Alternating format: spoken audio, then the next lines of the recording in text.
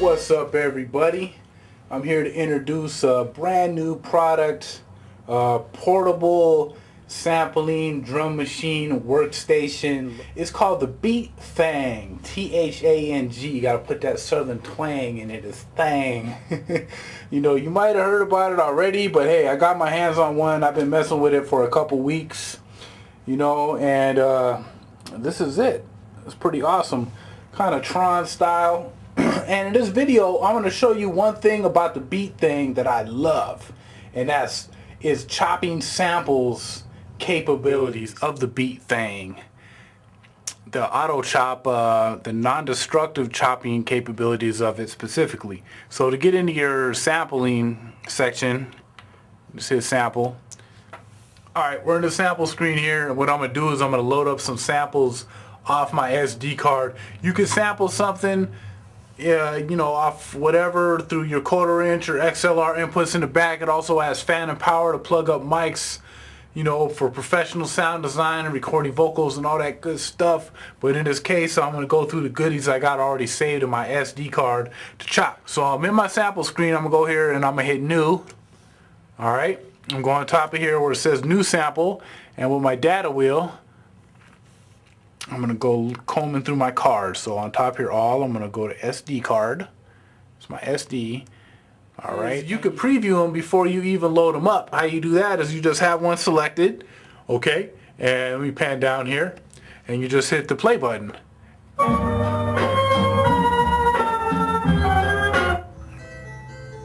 Bam, just like that. So I found one I want to chop up here, and it's the procedure. Just hit load. So now it's loaded up. Keep going here to more until I see auto chop.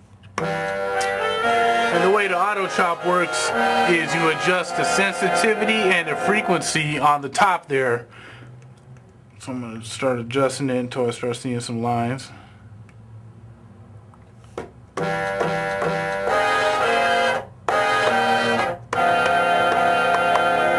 And don't really worry if it's not perfect at this point, because what's so great about it is the non-destructive editing. I think that's good right there. I'm just gonna chop it like that, not even worrying about where my start and end points are at this point. Okay, so boom, I'm gonna chop it. Let's save it to the SD card, and bam, we're good to go. So now the actual fine-tuning of it and, you know, the real chopping begins in the kit mode. So I'm going to hold down kit, get in my kit mode. Alright, go to new, and I'm going to pull up that sample. There it goes, rig auto chop. Load it up. So, you know, it's just randomly on the pads at this point. The real magic happens once you've done an auto chop and you go into your kit mode. Alright, and in this mode, each pad, you see I'm going to click on this, each pad is going to take you, see it shows the line of where you're at on each point. Okay. So, now normally, like on most samplers, okay, this would be my second chop right here. If my first chop's endpoint wouldn't be able to overlap over the second one. That's the non-destructive editing points. I mean, you could have a chop that's, you know, you could bring this chop all the way to the front. It really doesn't matter. On each chop, they work independently of each other. You know, they're not affected by the other chops. Okay?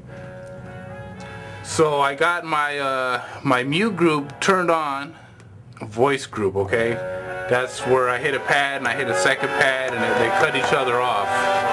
Kind of like a closed hi-hat and an open hi-hat. So I put them all to M1, which is mute group 1.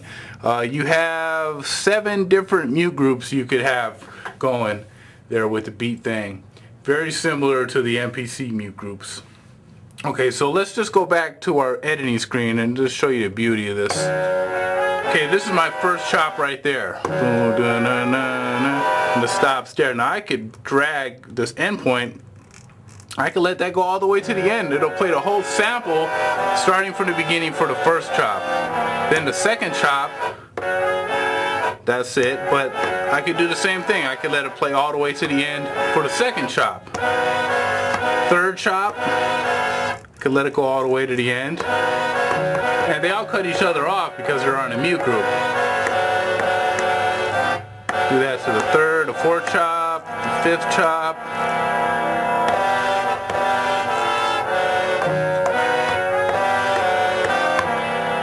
That's really useful to me. I love how each chop works independently from the other ones. Let's get right into it. I hit my pattern button. Okay, that's like the equivalent to sequence on the Akai MPC. I'm in my pattern screen. I'm gonna start brand new. You know, go to my tempo and put that down to somewhere in the 90s, 92. All right. Bar length, I can keep it at 4, put it to whatever bar length they want. What's pretty cool is each track, it has 16 tracks, each track's bar length can work independently from each other, and you could append something just by, you know, if you want to make a 4-bar pattern, 8 bars, all you would do is go right there and make it 8. You don't have to go in. It's a little bit more tedious on the MPC. It's bam, right in the fly here. Okay, so first thing I'm going to do is go up to here, kit, and I'm going to find a kit here. Alright. So it's going to load in some drum samples.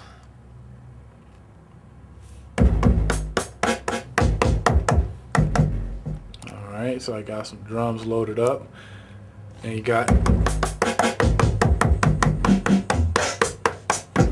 also got the pad banks, there's more.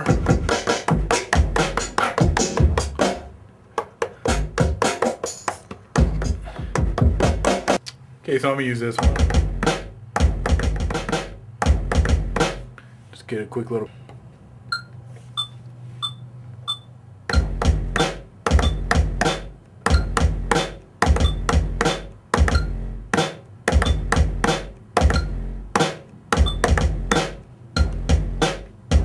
Go to track 2 here.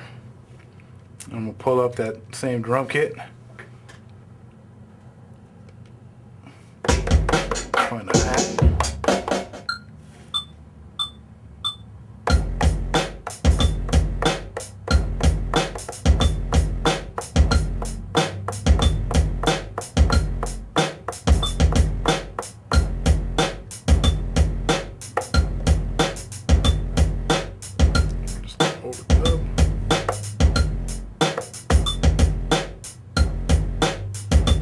Okay, so I got the drum pattern going.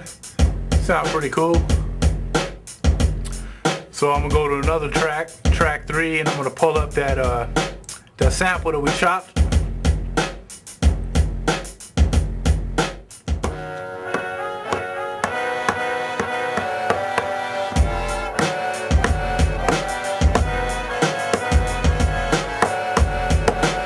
I'm gonna go ahead and try to put down a little melody with those chops over the drums I put down.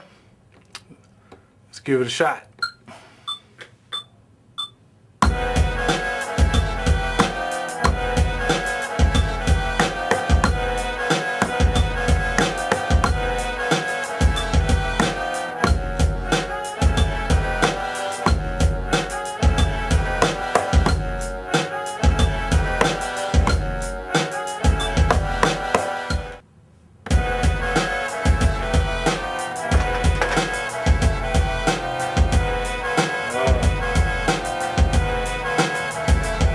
Change up here.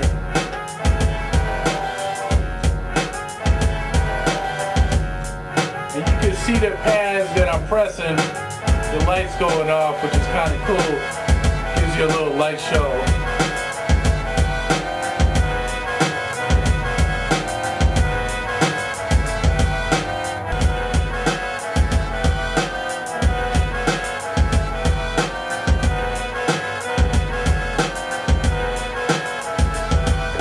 This is Midichlorian, repping soundsforsamplers.com and youtube.com/soundsforsamplers. And this is going to be the first of many little videos I'm going to make showcasing the Beat Thang.